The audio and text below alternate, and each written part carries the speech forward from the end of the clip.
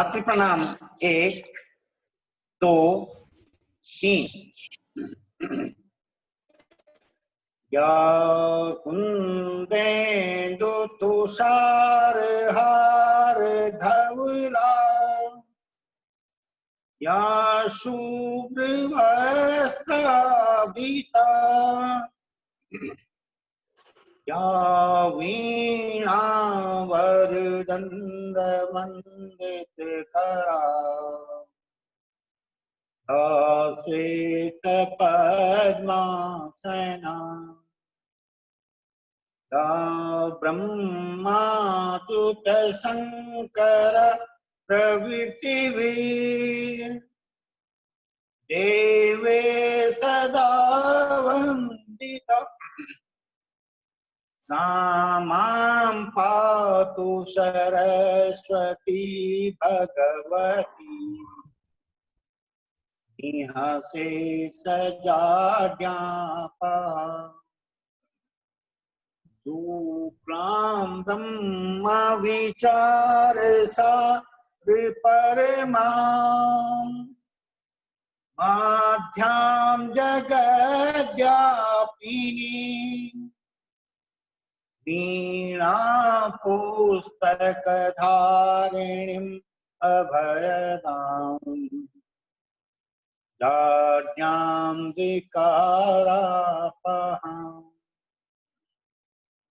हस्ते स्वातिकमालिकां विदधतीम्, पद्मासने संस्थिताम्, वन्दे तां परमेश्वरीं भगवती, बुद्धिप्रदां शारदाम्। मातृ प्रणाम 1 2 3। जी बंगवाल जी, नथीलाल जी, भाई साहब प्रणाम। आप परिचय कराओ।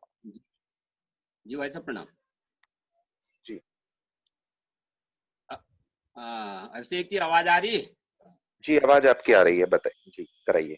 जी भाई साहब, सभी लोगों को प्रणाम।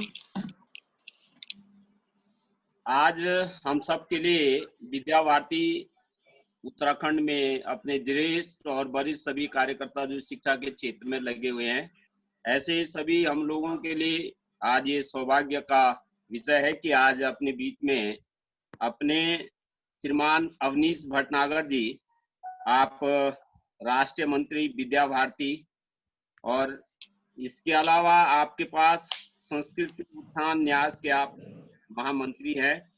आप भारत सरकार के जो प्रशिक्षण संस्थान है, आप उसके माननीय निदेशक भी हैं। आज इस अवसर पर निरंतर जहाँ हमको लगातार ये प्रशिक्षण जूम ऐप के माध्यम से हमको मिल रहा है, मार्गदर्शन मिल रहा है, उसमें आज आपका ही और मार्गदर्शन हमको प्राप्त होगा। आपका निवास हापुड़ में है। मैं आदरणीय भाई साहब से आग्रह करूंगा कि हम सबको पाथे देने की कृपा करेंगे। श्रीमान अवनीश भटनागर जी। सभी को प्रणाम। अभिषेक जी, आवाज ठीक आ रही है मेरी? ये आवाज बिल्कुल ठीक आ रही है जी।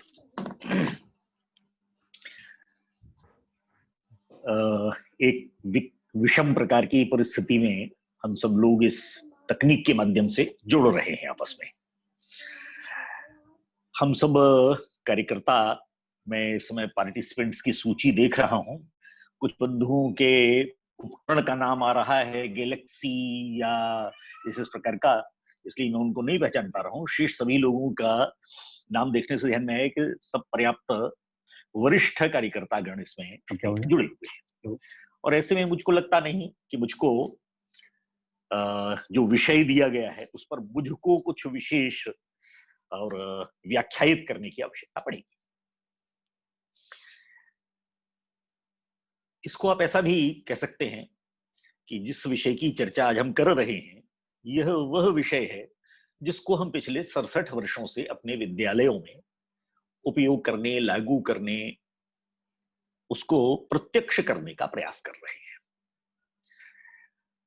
जब विद्या भारती 1952 में विद्या भारती का काम शिशु मंदिर योजना के नाम से प्रारंभ हुआ, तभी से एक प्रकार से ऐसा माना जाता था, और जो आज 2020 तक भी माना जाता है, कि हमारा काम विद्यालय संचालन करना मात्र नहीं है। अब विद्यालय अगर संचालन नहीं कर रहे तो शिशु मंदिर योजना फिर विद्यालय क्यों चला रही है? विद्या भारती का काम थोड़ा इससे अधिक है, यानी ऐसा कह सकते हैं कि विद्यालय संचालन करना यह भी विद्या भारती के अनेक कामों, अनेक दायित्वों में से एक है। और इसलिए अपने को इस बात का भी विचार करना चाहिए कि हम करना क्या चाहते हैं।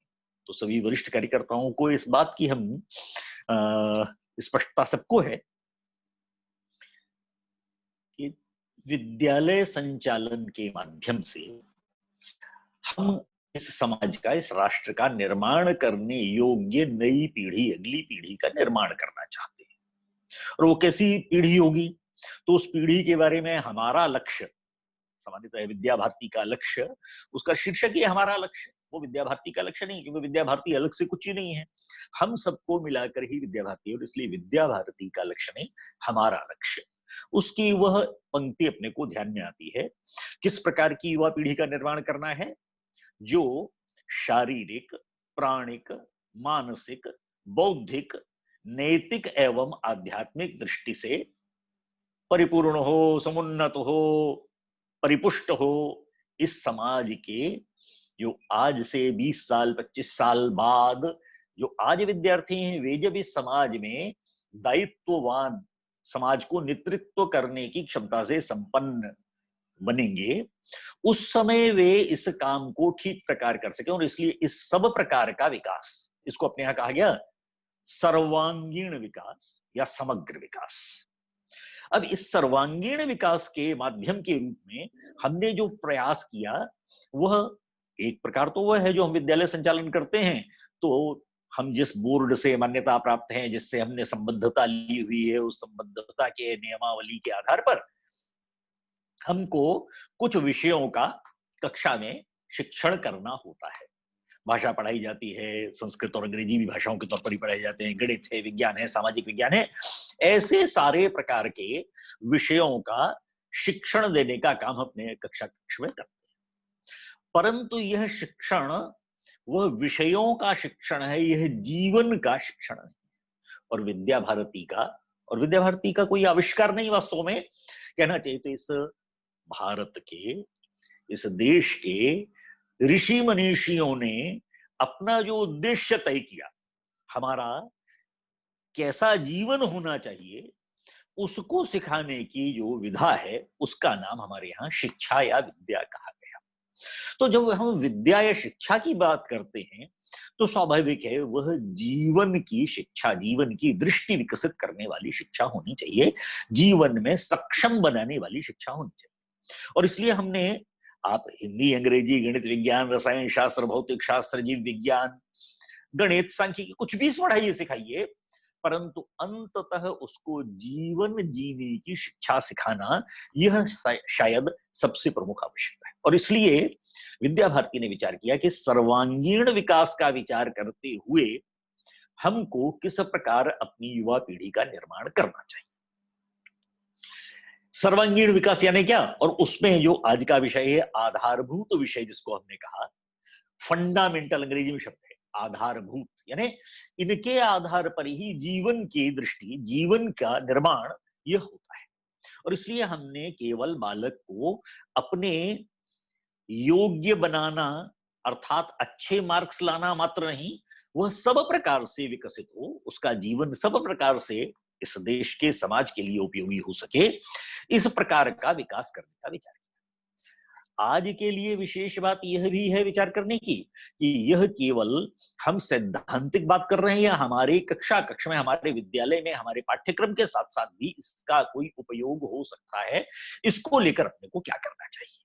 तो मुझे लगता है कि इन तीनों बातों पर, पहली बात, ये आधारभूत विषय क्यों तय किए विद्या भारती ने, इसकी जानकारी हमारे आचार्य परिवार को होनी चाहिए। अन्यथा क्या होगा, सामान्य रूप से क्या होता है, हम आदेश निकालते हैं और ये कल्पना करते हैं कि आदेश के माध्यम से लोग हमसे जुड़ जाएंगे, हमने जो कहा वो मान लिया जाएगा। लेकिन प्राय ऐसा होता नहीं। यदि ऐसा होना होता तो फिर इतने वर्षों में सब कुछ ठीक हो रहा होता।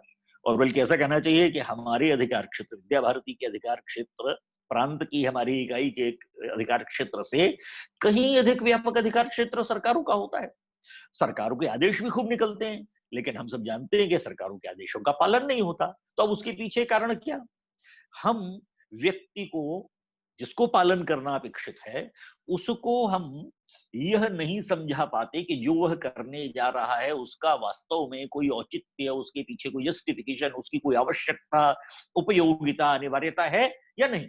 हम केवल उसको इस आधार पर ही चलाते जाते हैं क्योंकि विद्या भारती ने तय किया है, वो श्रद्धेय गांधी जी थे, उन्होंने तय किया होगा, तो माननीय लज्जाराम जी ने तय किया होगा, तो श्रद्धेय भाई जी कहते हैं इसलिए। कोई कहता है ऐसा नहीं। हमारे ऋषि मनीषियों ने जब इन विषयों का विचार किया होगा तो इस छात्र की, विद्यार्थी के सर्वांगीण विकास के इस विचार को कैसे जोड़ा होगा। मैं प्रारंभ में कुछ मिनटों में इस को कैसे हम अपने आचार्य परिवार को, क्योंकि अंततः तो पालन कराना उनकी जवाबदारी है, उनके माध्यम से ही हो सकेगा, इसलिए हम उनको यह कैसे बता सकते। तो थोड़ा इस पक्ष पर मैं संक्षिप्त चर्चा करता हूं। पहले प्रातः स्मरण का अंतिम से ठीक पहले वाला श्लोक हम सबको स्मरण है। पृथ्वी सगंधा सरसास्तापः स्पर्शी च वायु ज्वलनम च तेजः नभः सशब्दम। आगे सबको मालूम है, इसलिए मैं पूरा श्लोक नहीं बोल रहा। काम की बात मैंने 5 बातें की। हम सब जानते हैं यह सृष्टि भी और यह शरीर भी इन 5 महाभूतों से निर्मित है। इन 5 महाभूतों में उनके प्रत्येक के एक एक काम, एक एक गुण भी है। इन 5 महाभूतों में पृथ्वी सगंधा, पृथ्वी का गुण है गंध, गंध युक्त होती है पृथ्वी। जहां वायुमंडल से हम बाहर चले जाते हैं, पृथ्वी के बाहर गंध की अनुभूति नहीं होती। पृथ्वी गंध उत्पन्न करती है। सरसः तापः, आपः यानी जल, इसका गुण है उसकी सरसता।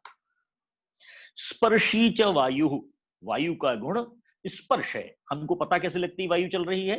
दिखाई नहीं देती, परंतु तो स्पर्श होती है हमारे शरीर को तो हमको पता लगती है। ज्वलनम च तेजः, चौथा तत्व अग्नि, और उस अग्नि तत्व का गुण प्रकाश, तेज, तेज उत्पन्न करना। 5वीं इस 5 महाभूतों में 5वां तत्व कहा गया नभः सशब्दम। नभ यानी आकाश, उसका गुण है शब्द यानी ध्वनि उत्पन्न करना। ध्वनि उसके माध्यम से हमारे पास आती है। अब यह जब सृष्टि के 5 महाभूतों की चर्चा करते हैं तो जरा शरीर के भी 5 अंगों की बात इसमें जोड़ना जरूरी है। हम इन 5 गुणों, 5 महाभूतों के 5 गुणों की अनुभूति अपने शरीर के 5 अंगों के माध्यम से करते हैं। उसमें 5 अंग, पृथ्वी से गंध, गंध कहां से लेते हैं? तो हमारी नासिका है, नाक है, जो हमको गंध अनुभूति कराती है। सरसस्तापः, रस यानी स्वाद, स्वाद का जो गुण है, जल का गुण, वह हमारी जिह्वा से हम ग्रहण करते हैं। कोई भी स्वाद, मीठा, खट्टा, कड़वा, कसैला, खारा, ये हमारी जिह्वा से हमको पता लगता है। स्पर्शी च वायु, हमारी त्वचा है जो स्पर्श गुण युक्त है, उससे हमको पता लगता है किसी भी चीज को, ठंडा है, गर्म है, चिकना है, खुरदरा है, ये हम छू कर पता लगाते, स्पर्श करके पता लगाते हैं। ज्वलनम च तेजः, यह प्रकाश का गुण जो अग्नि का गुण है, यह कोई भी प्रकाश हमारी आंखों के माध्यम से हम ग्रहण करते हैं। प्रकाश न तो हमको कुछ नहीं दिखाई देता अंधकार के अंदर, इसलिए उस प्रकाश को हम अपनी आंखों से ग्रहण करते हैं। विज्ञान के सिद्धांत में तो हम कोई भी चीज देखते तब है जब प्रकाश उस वस्तु पर पड़कर परावर्तित होकर हमारी आंखों पर आता है, तो हम उस वस्तु को देख पाते हैं। अंधेरे में चूंकि परावर्तन नहीं हो सकता, इसलिए नहीं देख सकते। और नभः सशब्दम, तो आकाश का गुण शब्द उत्पन्न करना, और हम शब्द या ध्वनि, आवाज अपने कानों से सुनते हैं। ये 5 ज्ञानेंद्रियां हैं जो हमारे शरीर में स्थित 5 महाभूतों का अनुभूति अर्जन कराने का काम करते हैं। अपने यहां ज्ञानार्जन के प्रक्रिया को शब्द उपयोग किया गया ज्ञानार्जन के करण। ये ज्ञानार्जन के करणों को दो हिस्सों में बांटा गया। एक को कहा गया बहिःकरण और एक को कहा गया अंतःकरण। बहिःकरण यानी जो बाहर से दिखाई देते हैं, और उसको भी फिर दो हिस्सों में बांटा गया। एक को कहा गया 5 कर्मेंद्रियां और दूसरे को कहा गया 5 ज्ञानेंद्रियां।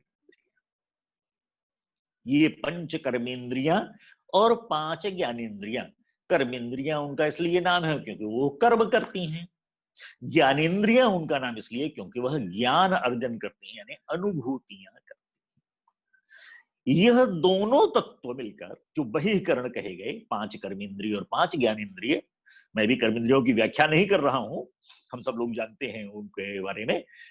इन ज्ञानेंद्रियों, जिनको मैंने अभी नाक, कान, आंख, जिह्वा और त्वचा, इन 5 ज्ञानेंद्रियों और 5 कर्मेंद्रियों को मिलाकर यह हमारे शरीर की संरचना है, जिसको यह बाहरी आवरण हमने कहा है। एक और बात का हम विद्या भारती में खूब चर्चा करते हैं, और वह भी मैं निवेदन करता हूं कि वो विद्या भारती का आविष्कार नहीं है, वह भी इस देश के ऋषि मनीषियों द्वारा दिया गया हमारे लिए एक संदेश है। हम उस मार्गदर्शन के आधार पर काम करते हैं। तैत्तिरीय उपनिषद में उसका वर्णन पर्याप्त विस्तार से, पूरा एक चैप्टर ही उस पर है, उसका एक अध्याय उपनिषद में, चैप्टर या अध्याय के लिए शब्द है वल्ली। तो एक वल्ली यह पूरी तरह से इस पर ही केंद्रित है, जिसमें बताया गया है कि व्यक्तित्व का सर्वांगीण विकास करना माने किसका विकास करना, तो अपने यहां उस शब्द को लिया गया पंचकोशात्मक विकास। यह पंचकोश से निर्मित हमारा शरीर है, और ये केवल शरीर में हूं ऐसा नहीं, मैं शरीर मात्र नहीं। यह जो दिखाई देता है यह बहिःकरण है, परंतु जो दिखाई नहीं देते ऐसे भी 4 तत्व अंतःकरण के रूप में हमारे अंदर उपस्थित होते हैं। यह बहिःकरण और अंतःकरण मिलकर, यानी 10 मिलाकर, 5 कर्मेंद्रिय 5 ज्ञानेंद्रिय मिलाकर 10 चीजें मिलाकर हुई बहिःकरण, और 4 अंतःकरण के तत्व मन, बुद्धि, चित्त और अहंकार, इनको मिलाकर ऐसे कुल 14 मिलकर अंतःकरण और बहिःकरण मिलकर ज्ञानार्जन की प्रक्रिया को पूर्ण करते हैं। अपने यहां जो पंचकोशात्मक विकास की बात की गई, उसमें इन्हीं तत्वों की बात है। यह जो मूलभूत हमारा दर्शन है, तत्व चिंतन है, उसके आधार पर हमारे लिए जो बात ध्यान में आती है वो यह है कि यह जो बहिःकरण है, यह मिलकर हमारा बाहरी आवरण तैयार होता है, जिसको हमने शरीर कहा। इसको जो पंचकोशात्मक अपनी रचना है उसके अंदर इसको अन्नमय कोश कहा गया। अन्नमय कोश यानी यह जो अन्न से निर्मित है, अन्न से ही इसका पालन पोषण होता है, इसलिए इस शरीर के लिए अन्नमय कोश नाम दिया गया। अब विकास की प्रक्रिया में सबसे पहले विकास की जो अवधारणा आई वह इस शरीर से ही प्रारंभ होती है। यह सबसे बाहर का आवरण है जो सबको दिखाई देता है, और इस बाहरी आवरण को विकसित करना चाहिए, यह शिक्षा का पहला है। तो कहा गया शारीरिक विकास होना चाहिए। अब फिर से मैं हमारा लक्ष्य वाले उस वाक्य को स्मरण करा रहा हूं, शारीरिक, प्राणिक, मानसिक, बौद्धिक, नैतिक एवं आध्यात्मिक दृष्टि से पूर्ण विकसित हो। तो यहां पर सबसे पहले प्रकार के विकास का नाम रखा गया शारीरिक विकास, यानी शरीर का, इस अन्नमय कोश का विकास करना। अब अन्नमय कोश का विकास करना माने तो सभी को दारा सिंह बना देंगे, ऐसा तो नहीं संभव है, आवश्यकता भी नहीं। हम शारीरिक विकास का अर्थ मानते हैं कि यह शरीर, बालक का शरीर, यह सबल हो, सुपुष्ट हो, सुडौल हो, निरोगी हो, स्वस्थ रहे।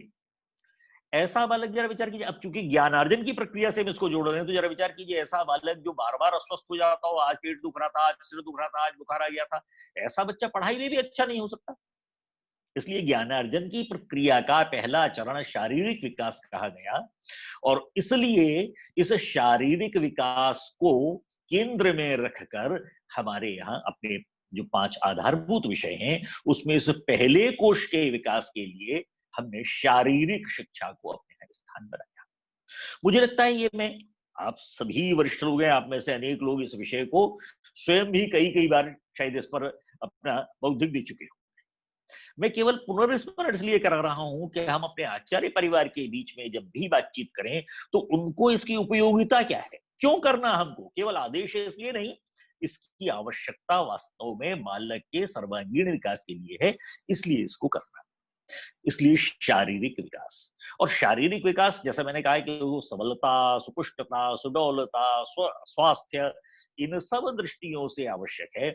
इसलिए उस बालक को सामान्य रूप से अपने यहाँ उसके लिए जो उसके चरण कहे गए उसमें बताया गया कि आहार यह संतुलित हो, व्यायाम अवश्य करता हो। आज बड़ी समस्या यह हो गई है कि दुनिया में जो WHO आजकल बड़ा चर्चा का विषय बना हुआ है, WHO की रिपोर्ट कहती है कि आज दुनिया की लगभग 750 करोड़ जनसंख्या में दो हिस्से हैं। कोई 350 साढ़े 300 करोड़ लोग ऐसे हैं जो कुपोषण का शिकार है, जिनको भरपेट भोजन या एक प्रकार से कहा जाए तो पर्याप्त पोषण नहीं प्राप्त होता। और लगभग इतने ही कोई 350 साढ़े 300 करोड़ लोग ऐसे हैं इस दुनिया में जो ओवरवेट है, यानी उनके शरीर की रचना की तुलना में जितना उनका वजन अपेक्षित है उससे कहीं अधिक वजन है, यानी उनको अतिरिक्त कैलोरीज या अतिरिक्त उनके पास शरीर में पोषण जा रहा है जो शरीर में इकट्ठा हो रहा है। तो शरीर की सुडौलता या शरीर में संतुलित आहार का जाना और उस आहार को पचाने के लिए व्यायाम, ये दूसरी आवश्यकता है। तीसरी आवश्यकता विश्राम है। बालक खाता भी अच्छा है, खेलता कूदता, साइकिलिंग करता, दौड़ लगाता, बाकी सब काम भी करता है, परंतु देखते हैं बड़ी कक्षाओं के विद्यार्थी बोर्ड परीक्षाओं के दौरान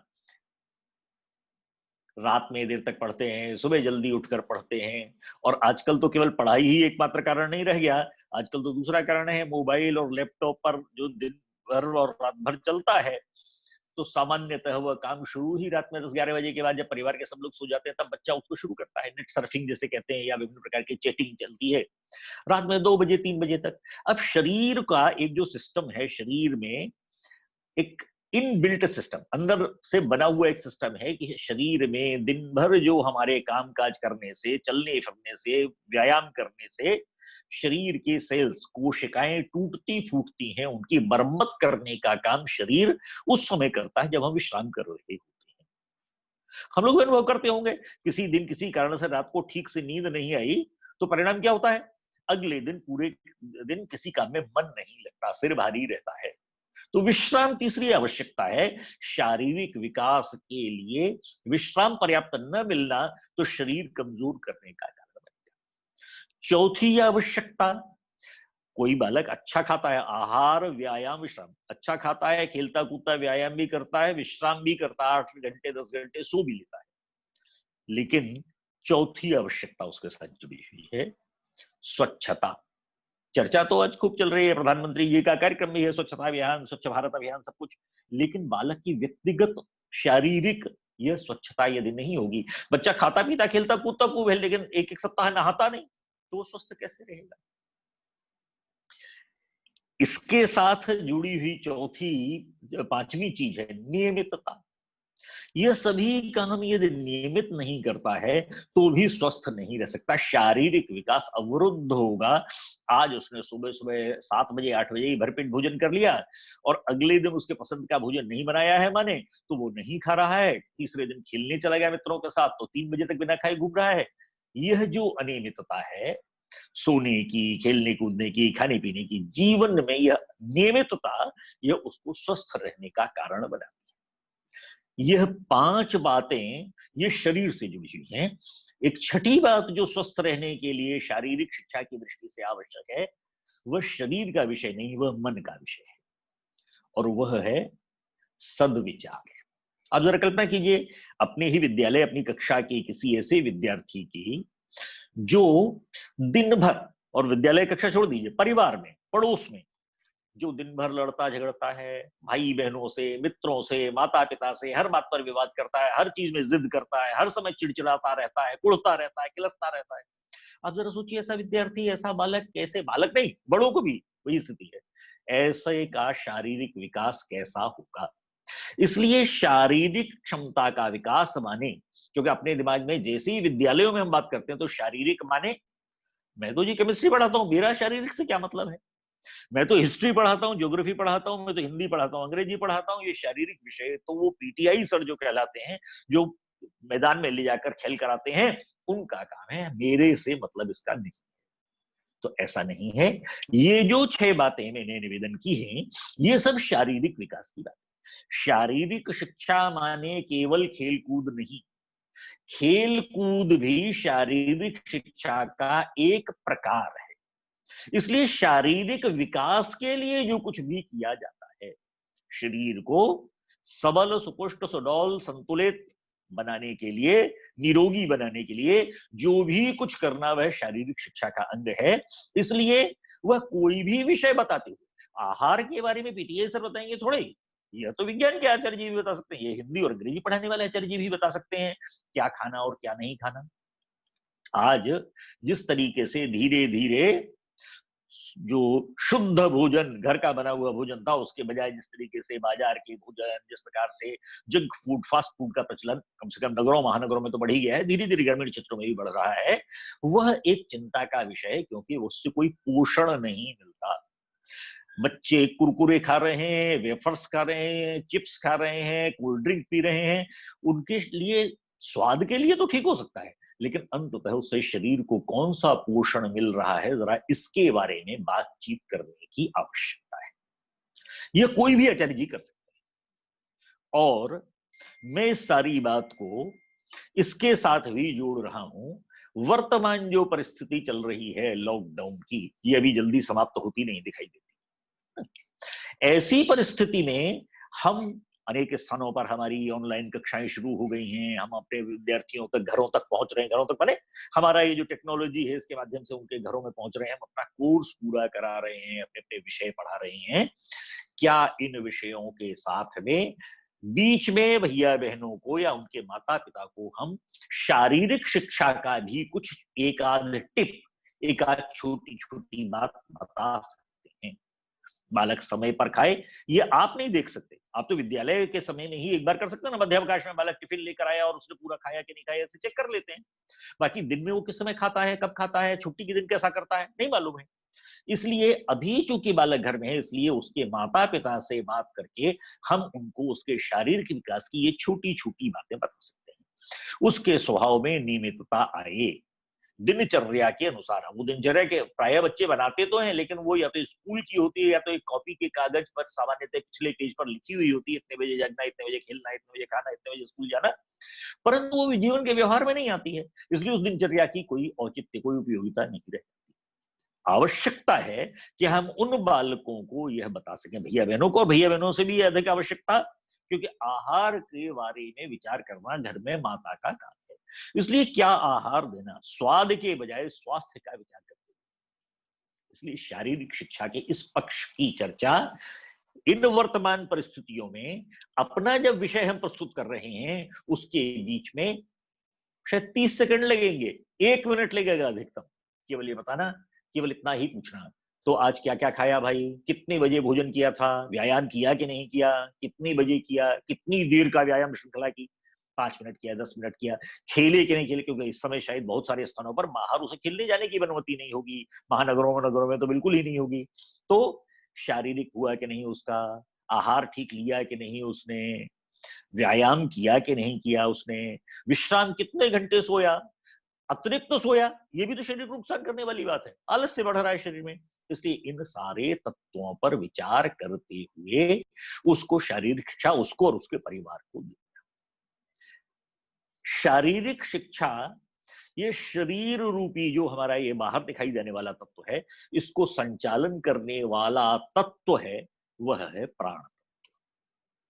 बिजली आ रही है तो पंखा घूम रहा है, ट्यूबलाइट से या बल्ब से रोशनी आ रही है, माइक अगर चल रहा है तो माइक से ध्वनि विस्तारण हो रहा है, कूलर, फ्रिज, एसी ये ठंडा या गर्म कर रहे हैं, जो भी जिनका स्वभाव है, जिनका काम है। यह केवल तब तक सारे उपकरण काम कर रहे हैं जब तक करंट आ रहा है। बिजली आ रही होती है चलते हैं, बिजली नहीं रहती है तो ये अपनी जगह पर स्थित है, परंतु ये काम नहीं करते। ठीक उसी प्रकार हमारे शरीर को चलाने वाला जो ऊर्जा तत्व है वह है प्राण शक्ति। तो इस प्राण शक्ति को भी विकसित करने की आवश्यकता है। यह हमारे प्राणिक विकास, जो विकास का दूसरा प्रकार है, सर्वांगीण विकास में विकास की दूसरी पद्धति है, उसके लिए विद्या भारती ने आधारभूत विषय के रूप में स्वीकार किया योग शिक्षा को। अब यहां कहा गया योगाधारित शिक्षा। योगाधारित का मतलब ऐसा नहीं उसका अर्थ है कि बालकों को केवल आपने आसन करा दिया तो उससे योगासन कराने से और हमारी शिक्षा पूरी हो। योगाधारित शिक्षा, मैं उसके विस्तार में इस समय नहीं जा सकता हूं, आप सब लोग वरिष्ठ लोगों को बताने की भी आवश्यकता नहीं। विचार करने के लिए मैं केवल एक प्रश्न आपको कहता हूं। श्रीमद् भगवत गीता के सारे अध्यायों का नाम कोई ना कोई योग है। कर्म योग, भक्ति योग, ज्ञान योग, संन्यास योग। पहला अध्याय है जिसका नाम है अर्जुन विषाद योग। बैकग्राउंड स्टोरी हम सब लोग को मालूम है। श्रीमद् भगवत गीता प्रारंभ होती है, दोनों सेनाएं आमने सामने खड़ी हैं। श्री कृष्ण रथ को ले जाकर अर्जुन के और भीष्म पितामह के सामने अर्जुन के कहने पर खड़ा करते हैं। देख लूं जरा किससे से युद्ध करना है, दूसरे पक्ष में कौन कौन है। और अर्जुन को मोह हो जाता है, अरे ये तो पितामह भीष्म है, ये तो गुरु द्रोणाचार्य हैं, ये तो कृपाचार्य जी गुरु जी हैं, ये तो भाई है, भतीजा है, शल्य मामा है, इनसे युद्ध करके इनको मारने के बाद राज्य मिल भी गया तो इसकी मुझको आवश्यकता नहीं, मैं युद्ध नहीं करूंगा। अब उस समय श्री कृष्ण कोई आसन करने को बताते हैं क्या अर्जुन को? कोई प्राणायाम, अर्जुन थोड़ा सर्वांगासन करो, हलासन करो, या भ्रामरी कर लो, भस्त्रिका कर लो, अनुलोम विलोम कर लो, ऐसा तो नहीं बताते। फिर किस बात का योग है? और शीर्षक है उस अध्याय का अर्जुन विषाद योग। यहां विषाद भी योग है। मैं अब यहां पर इस विषय पर प्रवचन नहीं करूंगा क्योंकि हम सब लोग मैंने संकेत के रूप में अपने को ध्यान में आ गया कि विषाद भी योग है। और इसका अर्थ यह है कि योग माने सामान्यतः अपने यहाँ जो आसन को योग मान लेते हैं, या अधिक से अधिक बाबा रामदेव की कृपा से प्राणायाम तक हमने आगे बढ़ लिए। इसको जो अष्टांग है उसका यम, नियम, आसन, प्राणायाम, प्रत्याहार, धारणा, ध्यान और समाधि, ये 8 अंगों की चर्चा तो कम से कम आज हम परिवार में अभिभावकों के बीच में माता पिता के साथ करने का एक अवसर हमको लॉकडाउन में मिला है। प्राण को आयाम करना, नियमित करना, संयमित करना, प्राण पर नियंत्रण करना, यह हमारी प्राण शक्ति जितनी प्रबल होगी उतना ही शरीर भी स्वस्थ होगा और पूरा ज्ञानार्जन की प्रक्रिया भी अच्छी होगी। यह कुछ लोगों को नींद ठीक नहीं आती, कुछ लोगों को नींद बहुत अधिक आती है, कुछ लोगों को भूख कम लगती है, कुछ लोगों को भूख बहुत अधिक लगती है। जी मैं यह सारा प्राण, जी प्लीज मैं इंटरप्ट कर रहा हूँ जी। अभी विद इन मिनट ये कॉल डिस्कनेक्ट होगी तो सभी पुनः इसी लिंक पर ज्वाइन कर लें। जी जी प्लीज जी। तो इस सारी परिस्थिति में अपने लिए जो विचार करने वाला विषय है वह वास्तव में इसी बात को ध्यान में रखने का है कि हम प्राण शक्ति कैसे प्रबल कर सकते हैं। यम और नियम के बिना आसन सीधे करा देना इसका भी लाभ नहीं। यम और नियम परिवार के माध्यम से उसका पालन हो सकता है। आप विद्यालय के कार्यक्रम में विद्यालय में यम नियम पालन नहीं करा सकते। इसलिए अभिभावकों और विद्यार्थियों को, बड़ी कक्षाओं के विद्यार्थियों को सीधे बता सकते हैं, छोटी कक्षाओं के विद्यार्थियों के अभिभावकों से भी हम बात जी। तो इस प्राणिक विकास की संकल्पना से हमारे विद्यार्थी की प्राण शक्ति प्रबल हो, शरीर सबल हो और उसको संचालन करने वाली प्राण शक्ति प्रबल हो, यह दूसरी आवश्यकता है सर्वांगीण विकास की। जो वर्तमान समय है लॉकडाउन का, इसमें हम अपने विद्यार्थियों के इस विकास की दृष्टि से भी उनके माता पिता से भी संपर्क कर सकते हैं, उनको इस विषय की उपयोगिता बता सकते हैं। अब इस प्राण शक्ति को भी नियंत्रण करने वाला, शरीर को चलाने वाला, संचालन करने वाला, नियंत्रण करने वाला, शक्ति देने वाला यह प्राण तत्व है, परंतु प्राण तत्व को नियंत्रित करने वाला एक तीसरा तत्व है जिसको अपने यहां मन कहा है। मैंने अभी बात को शुरुआत करते हुए और 5 ज्ञानेंद्रियों और उनके द्वारा अनुभूति किए जाने वाले विषयों की चर्चा की थी। हमारी पांचों ज्ञानेंद्रियां, हम दिन भर में बहुत सारी बातें देखते हैं, सुनते हैं, अपनी ज्ञानेंद्रियों का उपयोग करके देखते हैं, सुनते हैं, चखते हैं, सूंघते हैं, छूते हैं, स्पर्श करते हैं। और इन सब के माध्यम से जो कुछ हमको प्राप्त होता है, यह वास्तव में हमारी अनुभूतियों का अर्जन ही ज्ञानार्जन है, इसलिए उसको ज्ञानेंद्रिय कहा गया। परंतु यह ज्ञानेंद्रियां अपने आप में कोई काम नहीं कर सकती, ये केवल अनुभूतियां अर्जित करती हैं और सप्लाई करने का काम करती हैं। इसको अगर आज के उदाहरण के साथ जोड़ना हो, सरलता से हमारी नई पीढ़ी को समझ में आ सकता है। हमारे लिए जैसे हमारी छत पर डिश एंटीना लगा हुआ है या केबल कनेक्शन है, वो हो सकता है 200, 300, 400 चैनल कैच करता हो, परंतु यदि आपके कमरे में टीवी नहीं रखा हुआ है तो आप कुछ नहीं देख सकते। चैनल कितना भी कैच करे, लेकिन स्क्रीन तो चाहिए।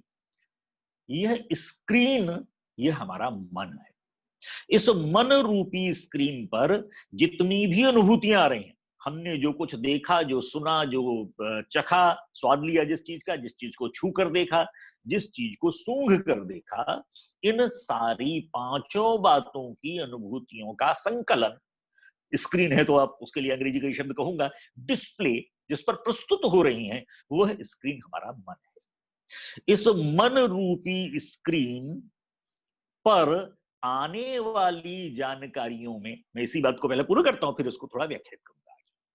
इस मन रूपी स्क्रीन पर जितनी बातें आ रही हैं, वो सब काम की नहीं होती। दिन भर में हम 500, 800, 1000 बातें सुनते, देखते, चखते, सूंघते हैं, लेकिन सब तो हमें काम की नहीं लगती। आज मान लीजिए 6 जून है, मैं आपसे कहूं कि 31 मई को आपने रात को क्या भोजन किया था, तो हमको थोड़ा सोचना पड़ता है, क्या किया था, क्या सब्जी बनी थी, या क्या दाल बनी थी, या किया भी था क्या था उस दिन। लेकिन आपसे अगर ये पूछूं कि आपकी विवाह में सबसे अच्छी मिठाई कौन सी बनी थी, तो हमें सबको याद निकल आएगा, भले ही उस बात को घटना हुए 25 साल 30 साल भी हो गए होंगे तो भी। क्यों ऐसा? हम कोई डायरी में लिखकर उसको रटते तो नहीं है, फिर ऐसा हमें क्यों वह स्मरण रह जाता है और यह स्मरण नहीं रहता जो हमने अभी 4 दिन 5 दिन पहले ही खाया है? कारण यही है कि वह हमको काम का नहीं लगता। अरे हर समय एक कोई सब्जी या एक कोई दाल खाते ही है ना, उसको क्या याद रखता, ये कॉमन सी बात लगती है, इसलिए हम स्मरण नहीं रखते।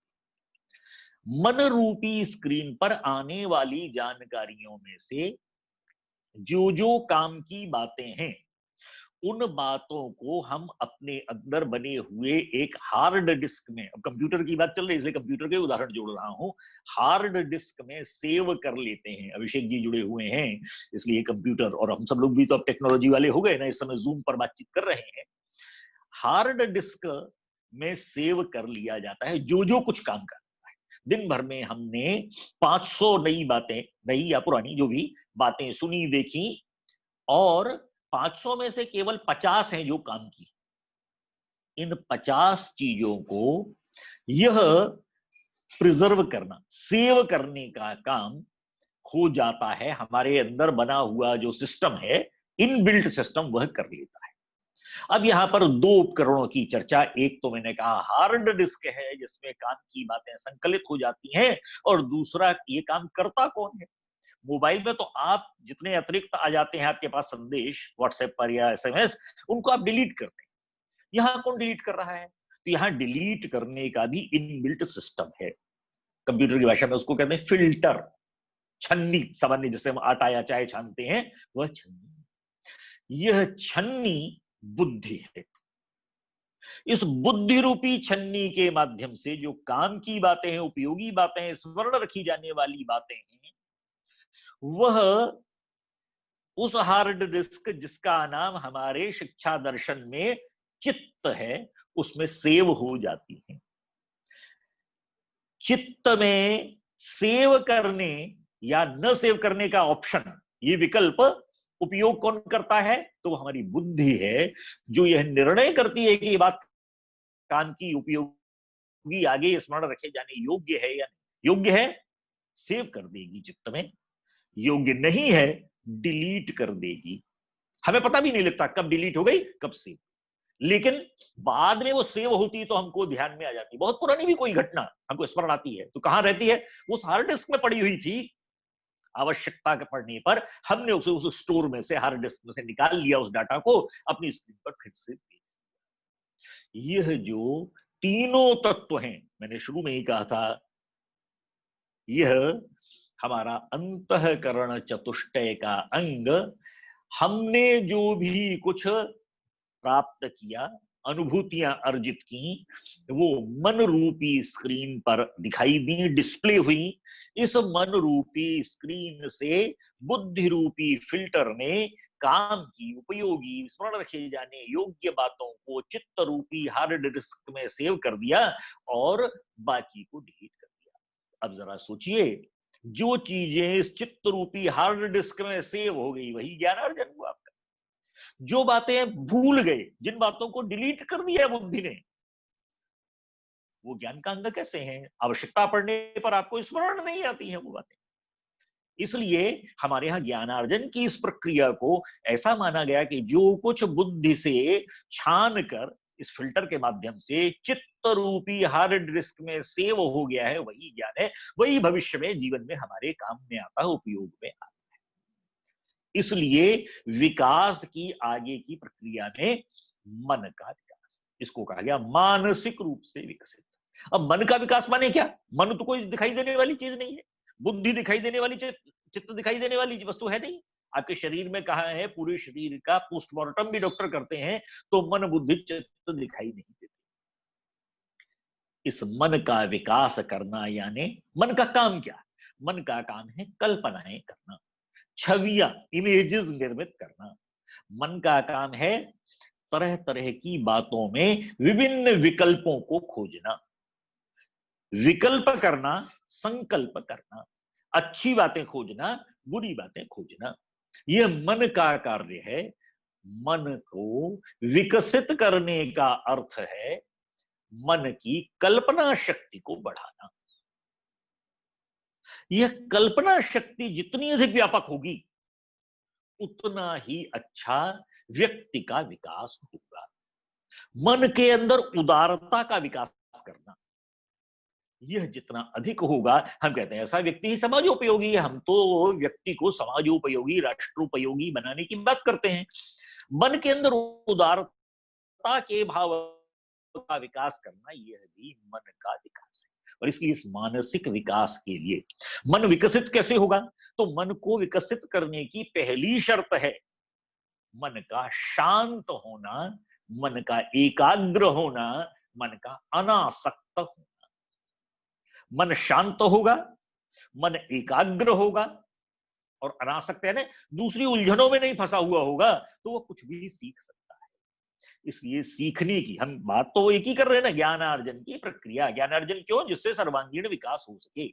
इसलिए इस मानसिक विकास को हमको मन को शांत करने, मन को एकाग्र करने का विकास करना। स्वामी विवेकानंद जी कहते हैं, जब उनसे पूछा गया कि आप तो हिंदू हैं, पुनर्जन्म में विश्वास रखते होंगे, आप अगले जन्म में आप स्वयं को क्या फिर से और विवेकानंद देखना चाहते हैं? तो उन्होंने कहा नहीं, यदि मुझको ऐसा एक अवसर मिला तो मैं अपना पूरा एक जन्म केवल मन की एकाग्रता विकसित करने में लगा दूंगा, क्योंकि यदि मन एकाग्र हो गया तो हम कुछ भी सीख सकते हैं, ज्ञान की किसी भी चरम स्थिति तक हम पहुंच सकते हैं। यह जो सोचने का तरीका है, यही वास्तव में हमारे यहाँ ज्ञानार्जन की प्रक्रिया का अंग माना गया। इसलिए मन को विकसित करना, अब मन को विकसित करना और उसको शांत और एकाग्र करना, तो अपने यहाँ आधारभूत विषयों में क्रमांक 3 संगीत को रखा गया। यह संगीत का विषय, यह भी मन को एकाग्र करेगा, शांत करेगा तो मन स्वयं एकाग्र होने लगेगा। आप स्वयं अनुभव कर सकते हैं, उलझन में है, परेशानी में है, चिंता में है, क्रोध में है, किसी बात पर उत्तेजना में है, मन पसंद आपको संगीत कहीं सुनाई दे जाता है, कुछ ही क्षणों में आपका मानसिक उद्वेग जो किसी भी प्रकार का रहा होगा वो शांत हो जाता है। ये संगीत है जो हमारे मन को शांत करता है और एकाग्र करने की ओर प्रेरित करता है। जब आप संगीत में, आपने देखा होगा कुछ संगीतकार जब अपनी प्रस्तुति करते हैं तो एकदम डूब जाते हैं, कहीं ना उनको समय का ध्यान रहता है, ना उनको कौन सा वो सारे या सामने कौन बैठा है उसका ध्यान नहीं रहता। यह संगीत एकाग्रता को बढ़ाने वाला है। अब जैसे मैंने कहा कि शारीरिक शिक्षा यानी सब बच्चों को दारा सिंह बना देंगे, वैसी संगीत शिक्षा माने सारे विद्यार्थियों को तानसेन बना देंगे? नहीं आवश्यक है, न आवश्यक है न संभव है।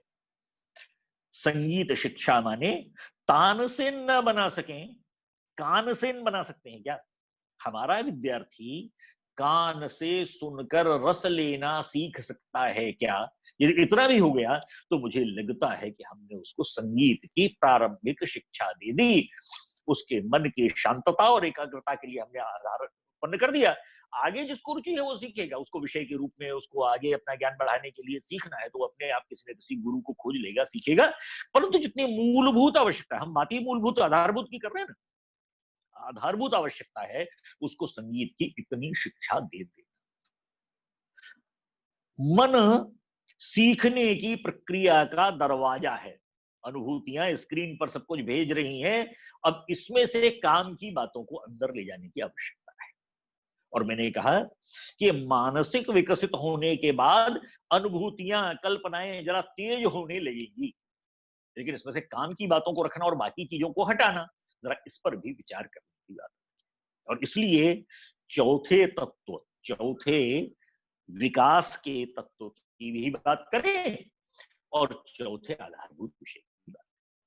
इसलिए अपने यहां कहा गया चौथा तत्व है ये हमारी बुद्धि का विकास। मन चंचल है, मन स्थिर नहीं रहता। मन एव मनुष्याणाम कारणम बंध मोक्षयो, ऐसा कहा गया आपने मैत्रेयी संहिता में। महाभारत में दो जगह बड़ा अच्छा उदाहरण आता है। एक तो जो यक्ष प्रश्न है उसमें एक प्रश्न हम सब लोगों के ध्यान में होगा। यक्ष प्रश्न पूछता है युधिष्ठिर से, वायु से भी तीव्र गति किसकी है? और धर्मराज उत्तर देते हैं मन की। मन की गति वायु से भी तीव्र है। हम यहाँ बैठे हुए हैं, स्क्रीन हमारे सामने है, इसके बाद भी इतने बीच में हमने न जाने कितनी सारी बातें सोच ली होंगी, कहां कहां घूम आया होगा हमारा मन। ये हम मन की गति है, वायु से भी तीव्र गति है। और दूसरे एक स्थान पर युद्ध पूरा हो चुका है महाभारत का, भीष्म पितामह शरशैया पर पड़े हैं, प्रतिदिन ये प्रश्नोत्तर का कार्यक्रम चलता है। पांचों पांडव, द्रौपदी और श्री कृष्ण की प्रेरणा से ही कि तुम लोगों ने लड़कर युद्ध जीतकर राज्य तो पा लिया, लेकिन संचालन कैसे करोगे? जिन्होंने 160 वर्ष तक हस्तिनापुर का राजगद्दी को संभाला है, उनसे राजनीति की शिक्षा लो।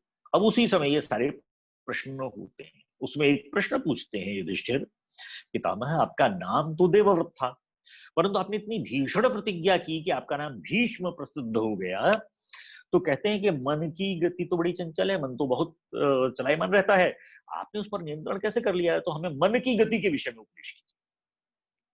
और पितामह उसके उत्तर में जो श्लोक कहते हैं उसकी आधी, यानी एक ही पंक्ति में, आधे श्लोक में ही पूरी बात हो जाती है। वो कहते हैं हमारे मन की स्थिति कैसी है? मरकटश्च सुरापाई तन्न वृश्चिक दंशक। मरकट यानी वानर, बंदर चंचल होता है। जो सुरापाई, उसने सुरापान कर लिया, मदिरापान, तो उसकी चंचलता कैसी होगी? तन्न वृश्चिक दंशक, और उसको बिच्छू डंक मार दे तब क्या होगा उसका हाल? जैसी चंचलता उस बंदर की होगी जिसने सुरापान कर रखा हो और बच्चू ने डंक भी मार दिया हो, वैसा ही हमारे मन का हाल है। मन स्थिर नहीं है।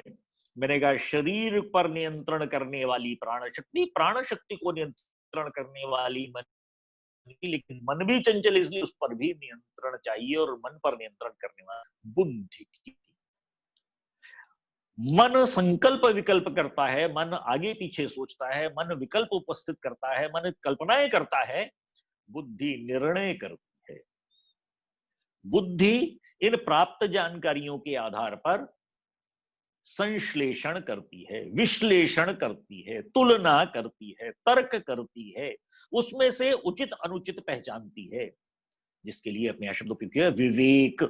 इस विवेक का प्रयोग करती है बुद्धि, और इसलिए उस बुद्धि को मन के ऊपर नियंत्रण करने योग्य बनाना, यह बौद्धिक विकास आज हो क्या गया, हमारे यहाँ अधिकांश चीजें बौद्धिक विकास को लेकर, सारे विद्यालय का सारा कार्यक्रम रट लो, लिख लो, याद कर लो, परीक्षा केंद्रित सारा होने लगा। इसलिए बुद्धि को विकसित करने का प्रयास हमने नहीं किया, बुद्धि में कुछ चीजें फिट करने का प्रयास करते थे।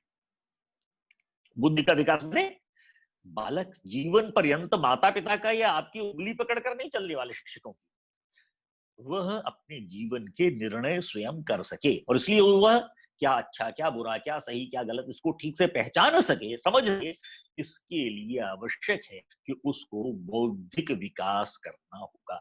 उसकी बुद्धि के विकास के लिए अपने यहाँ चौथे विषय की चर्चा की गई, संस्कृत विषय। हमारे यहाँ ज्ञान का सारा भंडार संस्कृत में है, और इसलिए संस्कृत, अब यहाँ पर भी संस्कृत माने कुछ वंदना में हमने श्लोक याद करा दिए, कुछ अच्छे संस्कृत के गीत याद करा दिए, सुभाषित याद करा दिए। ये याद करना केवल संस्कृत नहीं, संस्कृत विषय उसको रुचि कैसे लगे, इसमें वो अधिक ज्ञानार्जन का प्रयास कैसे करे। संस्कृत सामान्य, वो उपनिषद पढ़ना सीख जाए, उनकी संस्कृत समझने लग जाए, इतना आवश्यक नहीं। आवश्यक इतना है कि उसको संस्कृत के सामान्य शब्द, सामान्य वाक्य, सामान्य श्लोक समझ में आने लगे, उसमें उसे रस उत्पन्न होने लगे, और वह अपनी बुद्धि को इस शरीर प्राण मन बुद्धि मन के साथ में ठीक से लगाकर, जोड़कर, और बुद्धि के आधार पर इन सब का संचालन, इन सब के ऊपर नियंत्रण हो जाए। यह बुद्धि है जिसके लिए शब्द है विवेक। मैंने अभी तक जिन चारों तत्वों की बात की है, तो मैं उसको एक वाक्य में कहता हूं, यह सर्वांगीण विकास जिसके लिए मैंने अभी तक 4 प्रकार की बातें कर ली। शरीर सबल हो, प्राण शक्ति प्रबल हो, मन शांत एकाग्र और अनासक्त हो, और बुद्धि विवेक पूर्ण हो, अच्छे बुरे सही गलत की पहचान करने की क्षमता से संपन्न हो। इतना सब होने पर भी क्या हम मान लेंगे कि उसका ज्ञान पूरा हुआ? और इसलिए अगली बात पर हम आते हैं, और यह वास्तव में शिक्षा का, जिसे आप परम उद्देश्य, अंतिम उद्देश्य, द अल्टीमेट टारगेट कह सकते हैं, और वह है व्यक्ति शरीर से सबल होगा, परंतु ऐसे व्यक्ति को भी नियंत्रण की आवश्यकता है। और इसलिए जो 5वां तत्व है वह है नैतिकता और आध्यात्मिकता। पंचकोशों की भाषा में अन्नमय कोश, प्राणमय कोश, मनोमय कोश, विज्ञानमय कोश और आनंदमय कोश कहा गया। यह आनंद, अपने यहां सच्चिदानंद, परमानंद, ऐसे सारे शब्द एक ही सत्ता, जो परम सत्ता है इस विश्व को, सृष्टि को बनाने वाली, चलाने वाली, उसके लिए उपयोग किए जाते हैं। और इसलिए यह जो आनंदमय कोश है, यह व्यक्ति को नैतिक और आध्यात्मिक बनाने की शिक्षा देता है। नैतिकता और आध्यात्मिकता ये व्यक्ति को किसी भी बड़े और छोटे, हम तो बालकों की बात कर रहे हैं अभी, तो हमारे छात्र छात्राएं यह नैतिकता और आध्यात्मिकता यदि नहीं ग्रहण कर पाए तो उनका जीवन सफल हुआ ऐसा नहीं कहा जा सकता। शरीर सबल है लेकिन नैतिकता नहीं है उसके अंदर, तो फिर ऐसा व्यक्ति तो गुंडा ही बनेगा ना, मोहल्ले पड़ोस के लोगों को परेशान करेगा, लोगों से छीन झपट करेगा। तो बल है, शरीर उसका सबल है, परंतु नैतिकता नहीं होने पर गड़बड़ करेगा। बुद्धि खूब अच्छी है लेकिन नैतिकता उसके अंदर नहीं है, तो फिर ऐसा व्यक्ति नटवर लाल बनेगा। आखिर दूसरों को धोखा देने के लिए भी तो बुद्धि की आवश्यकता पड़ती है ना। ऐसे व्यक्ति का विकास करना जिसमें इन चारों बातों के साथ नैतिकता और आध्यात्मिकता का तत्व भी हो, तभी हम कहेंगे कि सर्वांगीण विकास हो। और इसलिए अपने यहाँ नैतिक एवं आध्यात्मिक शिक्षा यह विषय रखा गया। अपने से बाहर सोचना, मैं, मेरा, इससे बाहर सोचने की क्षमता का विकास करना, यह नैतिकता और आध्यात्मिकता है। और जैसे सब तो एक एक शब्द, शारीरिक शिक्षा, प्राणिक शिक्षा यानी योग शिक्षा, फिर मानसिक शिक्षा यानी संगीत की शिक्षा, फिर बौद्धिक विकास के लिए संस्कृत की शिक्षा, ऐसे आप कहें कि ये पांचवा, तो इसमें दो चीजें जुड़ गई, नैतिकता और आध्यात्मिकता, तो ये तो दो अलग अलग चीजें थी, एक साथ फिट कर दिया गया पांच में लाने के लिए, ऐसा नहीं। अपने शिक्षा दर्शन में, भारतीय शिक्षा दर्शन में नैतिकता और आध्यात्मिकता ये दो अलग अलग चीजें नहीं। हमारे यहां आध्यात्मिकता का भाव क्या है? यह संपूर्ण सृष्टि उस परम सत्ता का प्रत्यक्ष रूप है। हम व्यक्ति कहलाते हैं, क्यों? क्योंकि हम भी उसका व्यक्त रूप हैं, इसलिए व्यक्ति। यह परम सत्ता की उपस्थिति मेरे अंदर है, जैसे उसका एक अंश मेरे अंदर है, वैसा ही हम सबके अंदर, आप सबके अंदर भी है। और केवल मनुष्यों के अंदर नहीं है, वैसा ही पशुओं में, पक्षियों में, वृक्ष, वनस्पति, नदी, पहाड़ में भी है, जिसको अपनी असाधारण भाषा में कहा जाता है कण कण में भगवान है। तो यह जो भाव है, यदि यह विकसित हो गया तो आप सोचिए कि बाकी के सारे समस्याओं का कहीं सामना करने की आवश्यकता पड़ेगी क्या? यह सारी बातें अपने आप समाहित हो जाती हैं इस नैतिकता और आध्यात्मिकता के विचार के अंदर। व्यक्ति यदि आध्यात्मिक है तो वह स्वतः ही नैतिक होगा ही। नैतिकता अलग से उसको बताने की आवश्यकता नहीं, क्योंकि ऐसा व्यक्ति जो आध्यात्मिक है, जिसके मन में, मेरे मन में यदि भावना हो गई कि आपके अंदर भी वही मेरे अंदर है, तो मैं आपको कष्ट, मैं आपसे असभ्यता नहीं करूंगा, मैं आपको पीड़ा नहीं पहुंचाऊंगा, मैं आपके साथ दुर्व्यवहार नहीं करूंगा, क्योंकि ऐसा कर रहा हूं माने मैं ईश्वर से दुर्व्यवहार कर रहा हूं, मैं ईश्वर को कष्ट पहुंचाने का प्रयास कर रहा हूं, ऐसा मैं नहीं करता। मुझे समझ में आ गया कि इस पशु के अंदर भी वही ईश्वर है जो मेरे अंदर है, तो फिर वो अन्नास के अंदर बम रखकर नहीं खिलाने वाले। जिनके मन में वो विश्वास नहीं होता से काम करते हैं। जिनके अंदर नदी, पहाड़, वृक्ष, वनस्पति में ईश्वर का वास जिनको नहीं दिखाई देता, वो हरे वृक्ष काटते हैं, वो नदियों को प्रदूषित करते हैं, वो सारे प्रकृति को नष्ट करने का प्रयास करते हैं। जिनके अंदर ये भावना दृढ़ हो जाए कि वही ईश्वर का प्रतिरूप वे भी हैं, तो वो उनको नष्ट नहीं करने के लिए कदम बढ़ाएगा। और इसलिए इस नैतिकता को आध्यात्मिकता से अलग करके देखा नहीं जा सकता। भारत के शिक्षा दर्शन में यह आध्यात्मिकता ही नैतिकता का आधार है। मुझे लगता है कि इन बातों को यदि हम अपने विद्यार्थियों को, अपने आचार्य जी लोगों को, और अभी वर्तमान समय की परिस्थितियों को देखते हुए यदि अपने सारे पाठ्यक्रम में हम जो भी वीडियो या पीडीएफ या पीपीटी या जो कुछ भी डाल रहे हो इन ऑनलाइन कक्षाओं में जहां जहां चल रही हैं, क्या हम ऐसा कोई 30 सेकंड का, 40 सेकंड का, 1 मिनट का, 2 मिनट का ऐसी भी विषय वस्तु जोड़ सकते हैं? और भी अच्छा हो जाएगा यदि जो विषय हम, जिस विषय का हम विज्ञान का शिक्षण कर रहे हैं, हम गणित का शिक्षण कर रहे हैं, उसमें भी क्या हम अपने पांचों जो हमारे आधारभूत विषय हैं, उसमें से कुछ शारीरिक, उसमें से कुछ प्राणिक विकास, योग, उसमें से कुछ मानसिक विकास यानी संगीत, उसमें से कुछ बौद्धिक विकास यानी संस्कृत, या उसमें से नैतिकता और आध्यात्मिकता के विकास की भी कोई बात उनको बता सकते हैं। यदि इतना हम करने में सफल हो गए, सक्षम हो गए, मुझे लगता है कि हम केवल हिंदी, अंग्रेजी, गणित विज्ञान, सामाजिक विज्ञान इतना नहीं पढ़ाएंगे, हम उनके जीवन को सर्वांगीण विकास के लिए तैयार करने का काम कर देंगे। और मुझे लगता है कि यह सारा समय जो लॉकडाउन का समय है, यह अपने आप में बहुत उपयोगी समय है। मैं इसमें एक बात और विशेष जोड़ने का निवेदन कर रहा हूं आपसे। आज अपने यहाँ जो चलने वाले अन्य अन्य कार्यक्रम है विद्या भारती में, मैं उनमें से प्रमुख रूप से समय की मर्यादा को देखते हुए एक का उल्लेख करता हूं, संस्कृति बोध परियोजना। यह भी वास्तव में नैतिक आध्यात्मिक शिक्षा को आगे बढ़ावा देने के लिए यह भी एक बड़ा सशक्त, बड़ा सबल उपाय है। इस समय संस्कृति शिक्षा संस्थान कुरुक्षेत्र, मेरे परिचय में बताया गया कि मेरे पास वहां का भी दायित्व है। उसकी साइट पर प्रति सप्ताह संस्कृति ज्ञान परीक्षा की बोधमाला नाम की जो पुस्तकें अपने भैया बहनों को हम देते हैं, वो अभी तो विद्यालय प्रारंभ नहीं हुए हैं, आगे को जल्दी स्थिति भी नहीं दिखाई देती है। देखिए साहित्य छपकर तैयार है, परंतु हम उसको डिस्पैच नहीं कर सकते हैं। हमने डिस्पैच कर भी दिया, विद्यालय नहीं खुले हैं तो फिर वो बंडल आपके पास पहुंचेगा नहीं। इसलिए हमने उसका सुविधाजनक तरीका निकाला है, संस्थान की वेबसाइट पर हमने उसको अपलोड कर दिया है।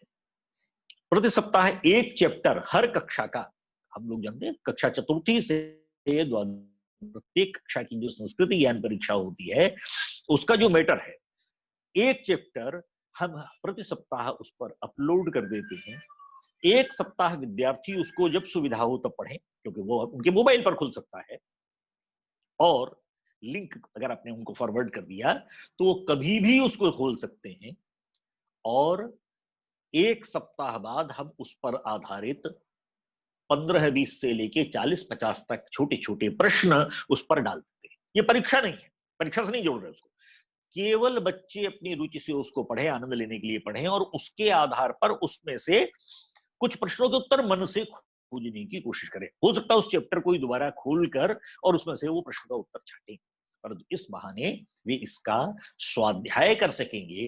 तो आज जिसकी हमने बात की, नैतिकता और आध्यात्मिकता, यह इसके लिए भी एक बड़ा प्रयोग हो सकता है। हम सब जो बंधु यहाँ जुड़े हुए हैं इस समय इस बैठक में, वे अपनी व्यवस्था के अनुसार इस नेट का, इस हमारा जो वेबसाइट है उसका लिंक सब विद्यालय में यदि भेज दें और सब भैया बहनों तक पहुंच जाए, वे अपने घर में बैठे भी इन चीजों का उपयोग कर सकते हैं। हम सब लोग जानते हैं कि संस्कृति ज्ञान परीक्षा के अंतर्गत एक संस्कृति महोत्सव नाम का कार्यक्रम प्रतिवर्ष होता था। इस वर्ष क्योंकि अपने को कार्य दिवस कम मिलेंगे, इसलिए विद्या भारती ने निर्णय किया है कि तीनों अखिल भारतीय कार्यक्रम इस वर्ष नहीं आयोजित किए जाएंगे। यानी अखिल भारतीय ज्ञान विज्ञान मेला, अखिल भारतीय खेल कूद और अखिल भारतीय संस्कृति महोत्सव, ये तीनों बड़े कार्यक्रम जो अखिल विद्या भारती में होते थे इस वर्ष आयोजित नहीं किए जाएंगे। इसकी रचना स्तर तक हम लोग कर सकते हैं। जहां पर ऐसा यदि लगता है कि उसको परिस्थितियां ठीक हो रही हैं और उसको क्षेत्र तक ले जाया जा सकता है तो क्षेत्र तक ले जा सकेंगे, परंतु अखिल भारतीय स्तर पर नहीं करेंगे, क्योंकि उसके लिए हमारे पास इस बार समय की थोड़ा अभाव होगा। वर्किंग डेज अपने को अगले सत्र में कब मिलने वाले हैं, विद्यालय कब शुरू होंगे, कब व्यवस्थित कक्षाएं चलेंगी, अनुमति मिल भी जाएगी तो उसमें कुछ ना कुछ प्रतिबंध रहेंगे, सोशल डिस्टेंसिंग रखनी होगी, करना होगा, तो अमुक तो सारे निर्णय नियम होंगे। और इसलिए इन सारी बातों को ध्यान में रखते हुए अपने पास जितना समय बचता है उसमें हम वर्तमान परिस्थितियों में, बच्चे अपने घरों में हैं, अभिभावक उनको थोड़ा बहुत समय यदि दे पा रहे हैं तो उनके माध्यम से भी हम अपनी बात, अपना ये वैचारिक अधिष्ठान कि हम केवल बच्चों को परीक्षा पास करा के उनको मार्क्स नहीं मान, हमारा मानना है कि हमारे शिक्षण के माध्यम से विद्यार्थी का अपना जीवन सफल भी होना चाहिए और सार्थक भी होना चाहिए, क्योंकि वह जीवन जो अन्य किसी के, अपने परिवार के, अपने समाज के, अपने देश के काम नहीं आया तो वह सफल भले हो सकता है। आजकल की सफलता का पैमाना बड़ा पे पैकेट, बड़ा बंगला, बड़ी गाड़ी मान लिया जाता है। ये सफलता तो वह जरूर हो सकती है, परंतु वह जीवन की सार्थकता भी है क्या, इसका जरा विचार करने की भी आवश्यकता है। हम अपने अभिभावकों से भी इस बीच में इस बारे में संवाद कर सकते हैं, हमारे सारे प्रधानाचार्य बंधुओं के बीच में हम इस विषय को रख सकते हैं ताकि उनके माध्यम से ये विषय अभिभावकों तक जाए। सामान्यतः उनको विद्यालय केवल पढ़ाई का केंद्र, परीक्षा का केंद्र ऐसा दिखाई देता है। यह शिशु मंदिर इससे अधिक, इससे बाहर, इससे आगे बढ़कर कुछ करना चाहते हैं, और जो उनके लिए उनकी आशा का केंद्र है वही हमारे लिए भी आशा का केंद्र है। हम उसको भी उनके कुल के भास्कर को, उनके कुल के दीपक को, ये जो जगत का भास्कर बनाना, ये शब्दावली हम लोग खूब उपयोग करते हैं ना हमने, ये करने के प्रयास में हम क्या क्या करना चाहते हैं, यदि हमने इस सारे विषय को उनके सामने रखा तो मुझे लगता है कि हम अपनी बात को उन तक बहुत आसानी से ले जा सकेंगे और हमारा कार्य सफल भी हो सकेगा। इतनी बात निवेदन करते हुए मैं अपनी बात यहाँ समाप्त करता हूँ। सभी को नमस्कार।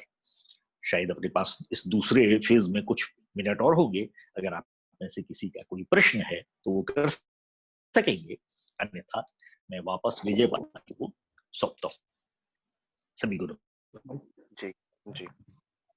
अभी बंधुओं के प्रश्न होंगे ऐसा हमारे पूर्णकालिकों के समाधान की दृष्टि से। अभिषेक जी संभाग निरीक्षकों से कहिए। ठीक है। हाँ जी जी जी। अपने पास लगभग इस सत्र के 7 मिनट बचे हैं, तो मुझे आग्रह करता हूं कि 1-1 मिनट में अपने अपने छोटे छोटे प्रश्न और पूछेंगे जी। आलम सिंह उनियाल जी, अल्मोड़ा संभाग प्रमुख, अनम्यूट कर लीजिए।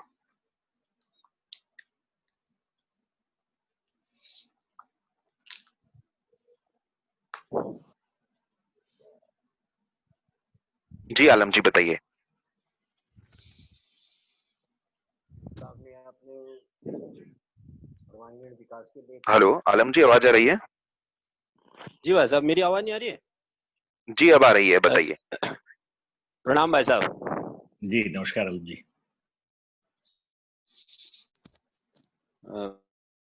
आपने बच्चे क्या या मानव के सर्वांगीण विकास के लिए बहुत अच्छी अच्छी बातें बताई। अभी तो ऐसा कोई प्रश्न मेरे ध्यान में नहीं है कि मैं आपसे क्या पूछूं। वाह धन्यवाद। या तो आपको ऐसा मैंने बताया उससे सारा समाधान हो गया, या तो आपको लगा कि अब इनसे क्या पूछना। अभिषेक जी, जी भुवन जी कुछ पूछ रहे हैं। अभिषेक जी भुवन बोल रहा हूँ। हाँ, जी जी जी बताइए। जी भुवन जी भाई साहब, दर्शन हो मैं रहे कह हैं। रहा था, मेरा एक प्रश्न है। आपने कहा कि वीडियो बनाकर भेजो, जी तो वीडियो के लिए कोई न कोई तो ऐसी सामग्री चाहिए जिसको देखकर ये लोग बनाएंगे ना। मैं सब आचार्य भी, प्रधानाचार्य भी, थोड़ी उस दिशा में मार्गदर्शन कर दीजिए। वीडियो बनाना तो अपने आप में पूरा विधा है, और हमारे अभिषेक नहीं, जी इसमें वीडियो की बात नहीं कुशल कर भी। रहा भाई जी साहब। जैसे जी जी। सर्वांगीण विकास के लिए, अच्छा, इसको लेकर प्रस्तुति क्या देना? जी जी जी, वो किस रूप में होगा? कहीं विद्यालय अच्छा ने बनाया हो, कुछ हो, थोड़ा वो समझ में आ जाएगा ना हम सबके भी। मेरा मैं उसके लिए 3 उपाय आपको बता रहा हूँ। एक तो यह है, सभी लोग सुन रहे होंगे, एक तो यह है कि अपना जो ई पाठशाला भोपाल से संचालित होती है, उन्होंने कुछ वीडियोस बनाए हैं। मैं राकेश जी जो वहां हैं उनको मैं निवेदन कर देता हूँ, और यहाँ से अभिषेक जी का परिचय है खूब राकेश जी से। जी जी जी जी, अभिषेक सबका जी, परिचय है। हाँ सबका परिचय है। तो राकेश जी वहां से कुछ इस प्रकार की वीडियोस जो उन्होंने बनाई है, छोटी छोटी वीडियो, 3 मिनट 4 मिनट से ज्यादा की कोई वीडियो उन्होंने नहीं रखी इन विषयों पर। बहुत सारी चीजें हैं जो हम नैतिक आध्यात्मिक शिक्षा की दृष्टि से दिखा सकते हैं। जैसे एक सीरियल उपनिषद गंगा है, उसकी छोटी छोटी क्लिपिंग्स उपलब्ध है, ये उनके पास भी उपलब्ध है और अपने पास भी उपलब्ध हो सकती है, क्योंकि डाउनलोडेबल है। तो इनमें भी छोटे छोटे संकल्पनाओं को लेकर, और आज जैसे जो पंचकोशात्मक विकास का विषय था, यह संयोग से कल रात्रि में जड़ भरत की कथा के साथ उन्होंने प्रस्तुत किया। इसमें रात में 10 बजे आता है। तो इस प्रकार की वीडियोस हो सकती है। कुछ पीपीटी और पीडीएफ भी हो सकती है। उसके लिए हम संस्कृति ज्ञान परीक्षा की जो प्रश्नोत्तरी है बुधवाला, उसमें से भी कुछ अंश को हम पीपीटी के या पीडीएफ के रूप में दे सकते हैं। बालक अपने उस पर पढ़ सकते हैं उसको, वह भी प्रकार हो सकता है।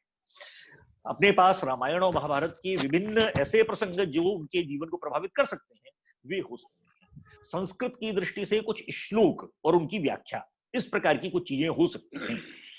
हमारे बीच में से भी कुछ लोग हो सकते हैं, ऐसी भी कुछ चीजों को हम उनको फॉरवर्ड करते हैं। एक दिन में एक सुभाषित भेजना, उसका अर्थ भेजना, संग स्थान पर हम उसको दोहरावाते हैं। यहाँ पर वो दोहराने का काम भी हो सकता है, नहीं तो बालक पढ़ेगा, उसको कहीं ना कहीं स्मरण में कहीं रह जाएगा कि इसके बारे में ये अर्थ था, बहुत कठिन ना हो ऐसा प्रयोग हो सकता है।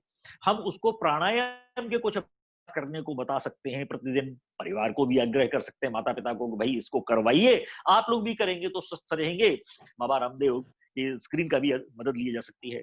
शारीरिक की भी दृष्टि से कुछ बातें बताई जा सकती हैं। तो ऐसी कुछ चीजों को जोड़ते हुए इन बातों में से ही, जैसे मैं अभी का उदाहरण दूं, मान लीजिए मैंने अभी जो 6 बातें कही कि स्वस्थ रहने के लिए, शारीरिक विकास के लिए आवश्यक है, इनको ही अगर हमने एक मैसेज बनाकर व्हाट्सएप कर दिया सभी परिवारों में, तो माता पिता के लिए इन 6 बातों, ऐसा नहीं कि कोई अनजान है, लेकिन यही 6 बातें उन सबको ध्यान में नहीं आती।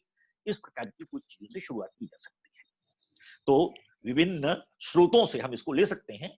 बाकी राकेश जी को भी मैं आग्रह करूंगा, संस्कृति शिक्षा संस्थान की ओर से भी जो पिछले वर्षों में कार्यशालाएं की गई थी, उनके भी संगीत के कुछ कार्यक्रमों की छोटी छोटी क्लिपिंग्स 2-2, 3-3, 4-4 मिनट की हैं, उनका भी उपयोग कर सकते हैं। वो निःशुल्क उपलब्ध है, आप कहीं से भी डाउनलोड कर सकते हैं। तो ऐसी कुछ चीजों को उपयोग करके हम ऐसी सामग्री निर्माण करके अपने पास से भेज सकते हैं।